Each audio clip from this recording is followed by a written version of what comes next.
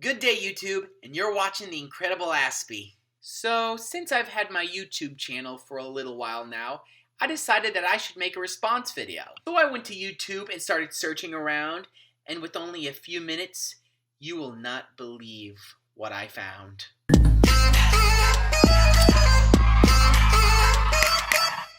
That's right, AJ+.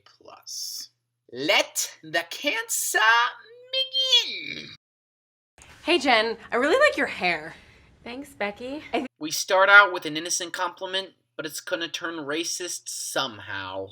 I think the curls are awesome. Black hair's the best. Can you not do that? It's kind of inappropriate. Fair, you shouldn't walk up and just touch random people's hair. But it's more than that, isn't it? What? Why? Well, it's kind of racist. Touching a black girl's hair is racist?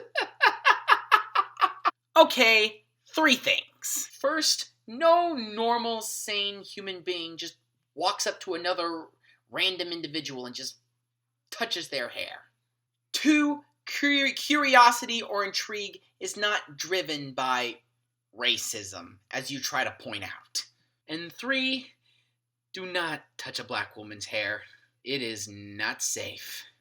Nuh-uh, I pull the rest out of my titties. I'll cut you. I ain't playing it.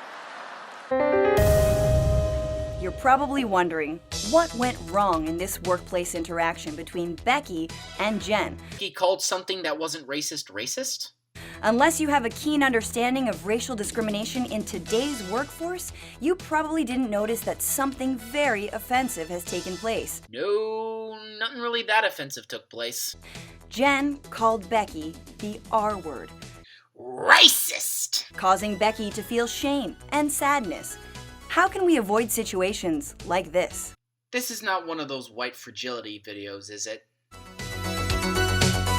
Oh great, it is. Let's keep watching.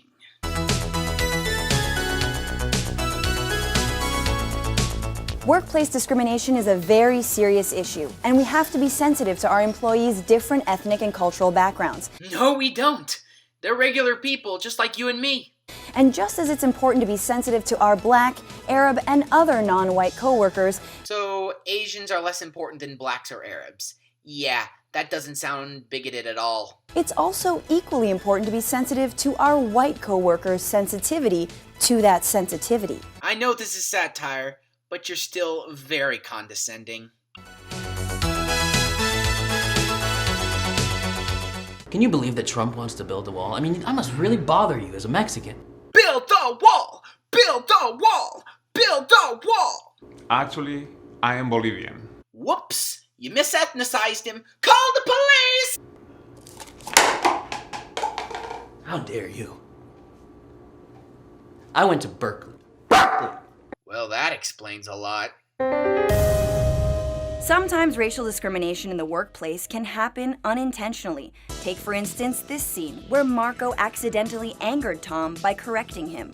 Marco may not be Mexican, but correcting Tom in that manner made Tom confused, scared, and hostile. This situation could have been avoided altogether. I completely agree. He could have just said, whoops, my bad, and then he could have just gone on with the rest of his day like nothing happened. But no, he freaked out like the cuck you made him into. Let's see how. Can you believe Trump wants to build a wall? I mean, that must really bother you as a Mexican. Yeah. I love Mexicans. They're so hardworking. Yeah, yes, we are great. Viva la Mexico! Go! Crisis averted. Again, what normal person acts like that?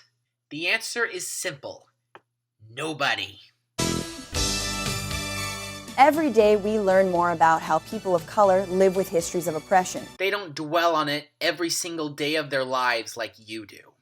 And every day we forget about those who also live with those histories, the oppressors. Nobody's oppressing anybody. Unless there's actual legal backing to it, nobody's actually being oppressed.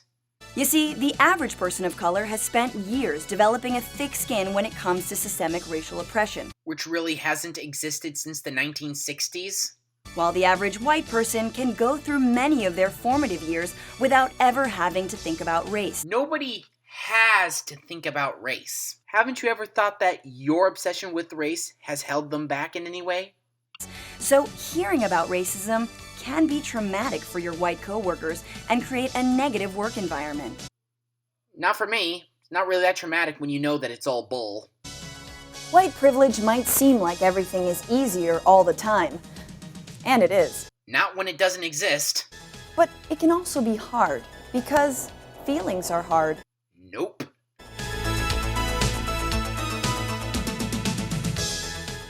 Yes, I just got the raise. $30 an hour. Let's celebrate after work. That's great. $30. Congratulations. Oh my God. Wage gap. Denise just got a raise and told Jane about it in celebration. How did I know? But what Denise doesn't know is Jane is actually earning far more for the same job. How long has Denise been in the job? Has she been working the same number of hours as Jane? Has she been in the job for as long as Jane? You know there's a thing called seniority. And now she feels guilty about it. Why? People get paid more when they've been in the job longer. If Denise had just kept her new income to herself, this whole situation could have been avoided. Well, if that ain't stupid, I don't know what is. Yes, I just got the raise. Let's celebrate after work. Drinks are on you. Of course. Woo! Free drinks! Being sensitive to white fragility is difficult, which is why we've devised a simple system to help you foster a non-hostile work environment for your white employees and co-workers. I really can't wait to see this. Stop. Ignore. Listen. Empathize. Never complain. And eat.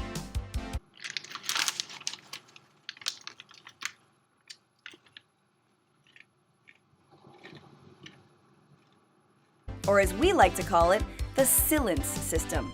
Ah, silence. Clever. Here, let's watch what happens when silence is put into action. I'm actually looking forward to seeing this.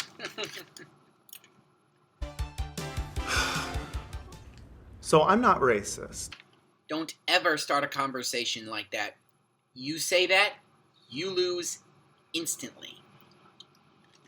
Stop. Like, I voted for Obama. Ignore. Like, I understand the reason for the Black Lives Matter movement. Listen. But it's just like, all lives do matter. Empathize. I just feel like race really isn't relevant in America anymore. Let me put this down for a second. Never complain. You're really easy to talk to, Adrian. Okay, I tend to empathize with the black man in this situation. While I agree somewhat with what the white man is saying, you don't just walk up to somebody and start talking about stuff like that. It is really obnoxious. And eat. Ugh, a little creepy how you said that. And eat.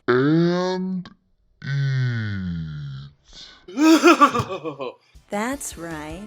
Excellent. Adrian was able to diffuse a potentially hostile work situation by using silence. For the third time, where in real life will this happen? Again, nowhere. If this happened in real life, Adrian would have probably just said, "Sorry, I don't want to talk about this right now." And the other guy would have probably went, "All right, we're not as fragile as what you think." Great work, Adrian. Great job. America is a beautiful country built on some ugly things. Like the right to life, liberty, and the pursuit of happiness. Things that just don't belong in the workplace. And things that never happen in real life. And in order to remain productive, we must all pitch in to protect our most powerful and most fragile. The evil, patriarchal, cisgendered white male. Because when silence works, everyone works. That is true. Everybody works harder when it is quiet. So let's all be sensitive. White sensitive. Well, that's the end of this video. Thank you for watching, and I hope you stay tuned for the next episode of The Incredible Aspie. Be sure to like, subscribe, and comment down below. And to all the atheists out there, God bless you.